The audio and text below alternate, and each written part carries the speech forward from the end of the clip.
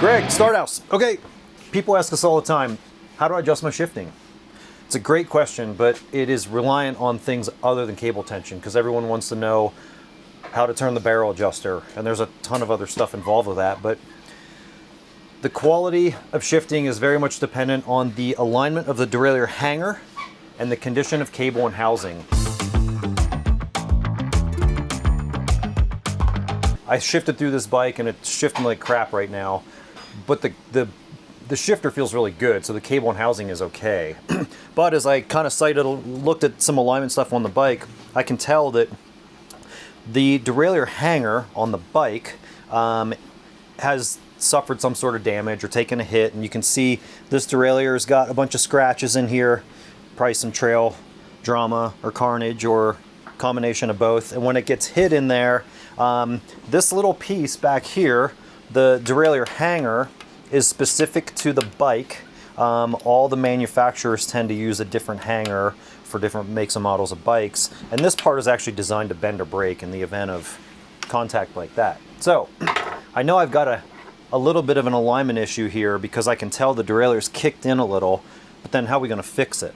Well, you have to fix it. So we've got a gauge that will thread into the hanger, and we'll compare a couple different points of the wheel to see how things are out of alignment. And normally, just the way that the derailleurs take a hit, you know, the bike falls over or you smack a rock, almost every time these hangers bend in because that's the force that's given on the bike. So the derailleur hanger alignment gauge is pretty simple. It just threads into where your derailleur goes. This is your adjustment range deal in here, and you take a reading off the rim or the side of the wheel to see how things are. So the first thing we got to do, since we're going to be reading off the rim, is I just need to do a quick check and see if the wheel is straight.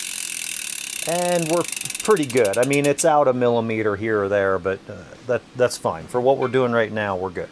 So I like to take a reading in a few different spots. We always start up here at the 12 o'clock position, so I'm going to loosen the tool. I'm just going to make the gauge lightly touch the rim. I'm going to lock the tool into place, and we're just brushing in there, which is exactly what we want. I'm going to swing down here to the 6 o'clock position, and in a perfect world, the end of this gauge would align with the side of the rim. And just like I was explaining earlier, the derailleur took a hit, everything got bent inwards, and that's why the bike's not shifting, because the derailleur is not in alignment with the cogs of the drivetrain. So the tool is twofold. It is part the bender and is part the gauge, so you're literally just bending things out. Now, I'm still not hitting the rim here, but I'm just trying to split that difference in half to get myself roughed in. So I got a 3/4 of a centimeter there. I'm going to come up to 12 o'clock again, and I'm just going to reset the gauge on my tool. Reset. I'm barely rubbing. I'm going to come down here to 6 o'clock, and I went just a little too far. I got just a little bit of space in here. So I'm just going to nudge that in slightly. And I'm still not hitting, but I'm close, so I'll bet once I come up here and recenter. So this is all about just splitting differences and getting things to hit and feel even. So I'm barely touching just a little bit more. Okay, so 12 o'clock and 6 o'clock are pretty good. They feel about the same. I'm barely touching the rim with the tool.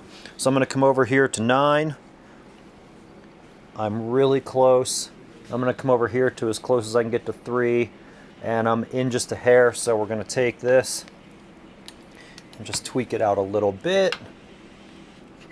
So I'm barely touching. I'm barely touching. I'm barely touching. And I'm barely touching. So that's good. You can straighten hangers to a point. When hangers get bent really bad, of course, aluminum only likes to bend one way one time. When you bring it back, it tends to weaken, and sometimes it's okay, but in a perfect world, when they bend really bad, we replace these. But we're going to thread our derailleur back in. And funny enough that if the customer never touched this barrel adjuster on this shift pod, these things normally just shift magically the way they should.